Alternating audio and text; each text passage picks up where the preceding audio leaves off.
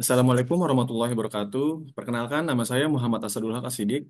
Di sini saya ingin mempresentasikan seminar proposal yang berjudul Pengaruh Sosial Media Marketing terhadap Brand Awareness dan Implikasinya pada Minat Beli di Green Cafe Semanggi. Bab 1, pendahuluan. Belakangan ini, industri kedai kopi termasuk ke dalam industri yang memiliki pertumbuhan cukup besar di Indonesia. Dapat kita lihat mulai dari kota-kota besar hingga kabupaten, dari mulai jalan-jalan utama hingga ke daerah perumahan. Minuman kopi dalam beberapa tahun terakhir meningkat popularitasnya. Dalam hasil survei, pola konsumsi orang Indonesia di tahun 2024 yang dilakukan oleh Good Stats disebutkan setidaknya ada 37% masyarakat Indonesia yang mengkonsumsi kopi sebanyak 2 kali dalam sehari. Meningkatnya minat terhadap konsumsi kopi yang dikonsumsi oleh masyarakat Indonesia dalam sehari berbanding lurus pula dengan dampak penyedia dan penyaji kopi yang tersedia saat ini. Maka dari itu, industri coffee shop dan kedai terus berkembang. Pengguna media sosial yang telah berpengaruh pada gaya hidup di hampir semua kalangan yang ada, hal ini menjadikan media sosial sebagai suatu hal yang berpengaruh besar terhadap pertumbuhan penciptaan brand awareness. Maka dari itu, sosial media marketing menjadi sangat dibutuhkan untuk saat ini. Dengan semua perkembangan ini, industri coffee shop di Indonesia tidak hanya berkembang pesat, tetapi juga beradaptasi dengan perubahan preferensi konsumen dan tantangan pasar, menjadikannya salah satu sektor bisnis yang menarik untuk diperhatikan. Dengan tingginya pertumbuhan industri coffee shop ini, menjadikan persaingan antar kafe pun semakin ketat dan bersaing. Maka dari itu, peneliti mengangkat topik pengaruh sosial media marketing terhadap brand awareness dan implikasinya terhadap minat beli di Green Cafe, agar Green Cafe tetap relevan dengan tren pemasaran modern, karena sosial media marketing ini kini menjadi alat pemasaran yang dinilai paling efektif pada era digital.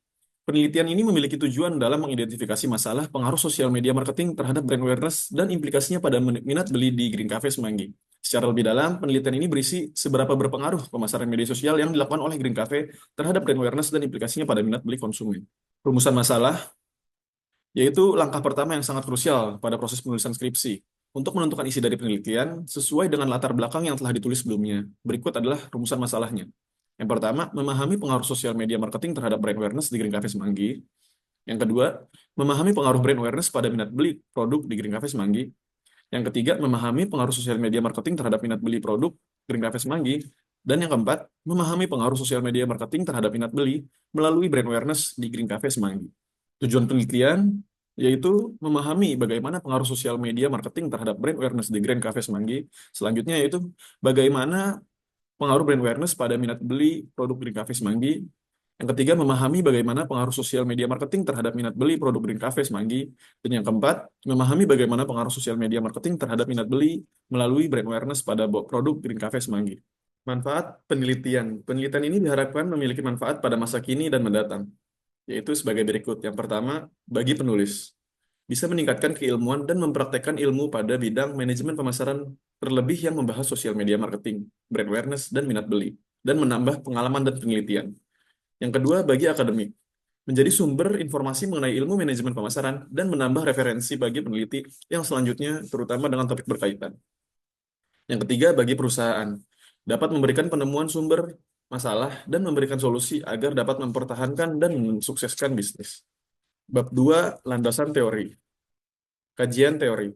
Untuk dapat memastikan bahwa penelitian yang dilakukan memiliki dasar teoritis yang kuat dan relevan, agar hasil penelitian menjadi lebih valid dan dapat dipertanggungjawabkan, maka disusunlah kajian teori yang berisikan analisis dan sintesis teori-teori yang relevan pada penelitian ini. Sosial media marketing ditinjau sebagai fenomena yang terjadi dan akan terus berkembang. Maka dari itu, sosial media marketing dewasa ini menjadi penting dan sangat diperlukan terutama pada pelaku bisnis. Wali et al. Pada tahun 2020 menyatakan, sosial media marketing sebagai elemen untuk meningkatkan interaksi dan komunikasi antara individu dan organisasi dalam platform sosial media yang didukung internet.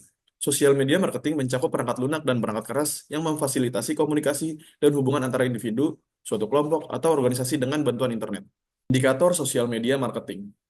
Berdasarkan Solawati dan Tiarawati pada tahun 2022, terdapat beberapa indikator terkait pengukuran sosial media marketing, antara lain yaitu entertainment atau hiburan. Kedua, interaction atau interaksi. Yang ketiga, trendness atau tren. Keempat, customization atau penyesuaian. Dan yang kelima, advertisement atau iklan. Brand awareness dianggap sebagai bentuk penerimaan dari konsumen akan suatu merek yang ada dalam pikiran mereka. Tercermin dalam kemampuan mereka dalam meningkatkan serta mengenali apa yang menjadi ciri khas suatu merek dan mengaitkannya dengan kategori tertentu. Menurut Dr. Muhammad Anang Firmansyah pada tahun 2023, brand awareness adalah tujuan utama dalam komunikasi pemasaran. Indikator brand awareness. Terdapat 4 indikator dalam pengukur seberapa jauh konsumen sadar akan suatu merek. Yang pertama yaitu recall atau pengingatan. Yang kedua recognition atau pengenalan. Yang ketiga purchase atau pembelian. Dan yang keempat consumption atau konsumsi. Minat beli yakni perilaku yang timbul dalam diri konsumen ketika suatu keinginan atau niat beli produk dengan merek tertentu. Proses ini diawali dengan timbulnya sebuah kebutuhan terhadap produk atau merek, diikuti dengan bagaimana mereka memproses semua informasi, dan diakhiri dengan evaluasi produk oleh konsumen. Minat beli merupakan respons secara psikologis yang dapat mempengaruhi konsumen dalam berperilaku. Minat beli juga bisa dimaknai sebagai bentuk perilaku yang memperlihatkan suatu ketertarikan terhadap suatu produk, mendorong individu untuk berupaya keras memperoleh produk tersebut, menurut Saryanti et al. Pada tahun 2022. Indikator minat beli.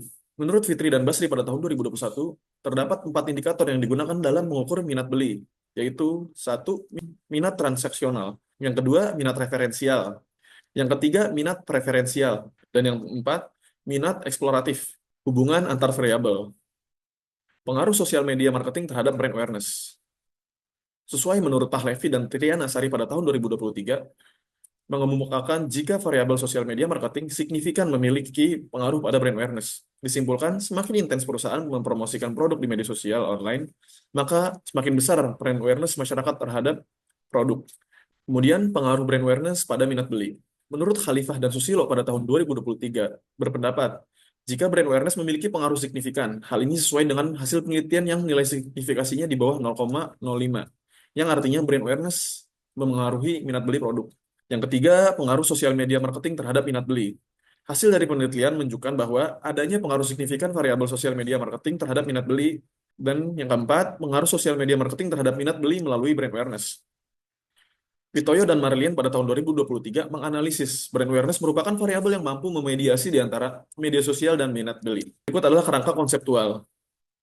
Hipotesis. Sesuai Cendekia et al. Pada tahun 2019, hipotesis didefinisikan sebagai pernyataan sementara yang dibuat berdasarkan teori yang ada dan digunakan sebagai dasar untuk penelitian lebih lanjut.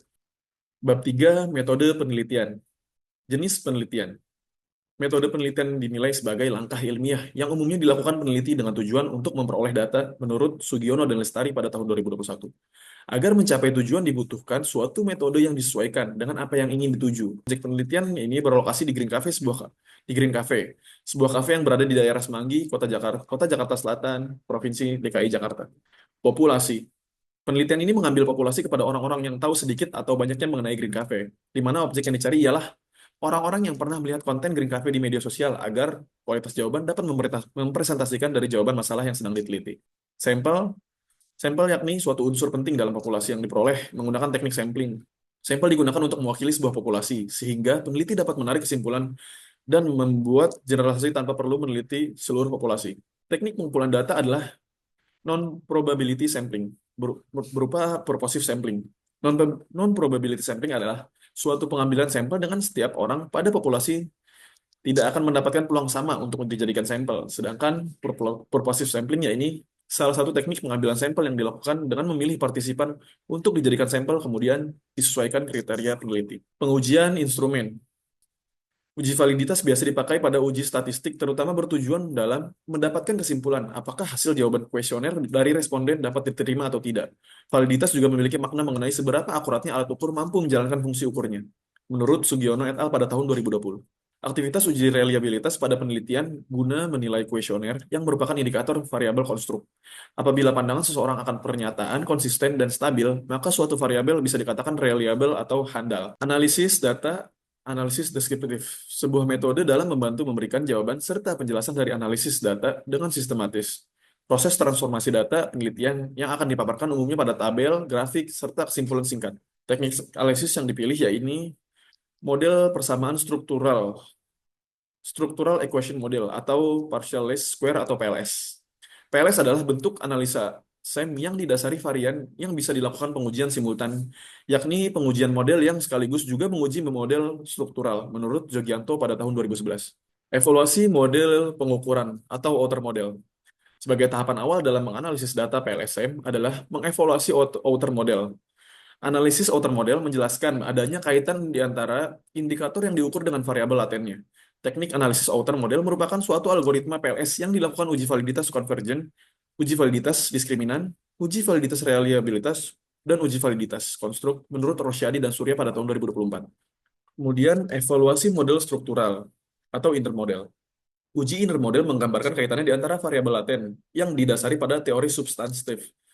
Model struktural ini mampu mengevaluasi melalui dua metode, salah satunya yakni melalui evaluasi nilai R2 pada setiap variabel laten endogen sebagai indikator kekuatan pada prediksi model struktural. Kemudian uji mediasi atau Sobel test. Selain variabel eksogen dan endogen, ada juga variabel mediasi, yaitu brain awareness. Uji Sobel merupakan salah satu uji yang dapat digunakan untuk menguji hipotesis intervening menurut Nur Alifiyah pada tahun 2019. Sekian dan terima kasih. Kurang lebihnya mohon maaf. Wassalamualaikum warahmatullahi wabarakatuh.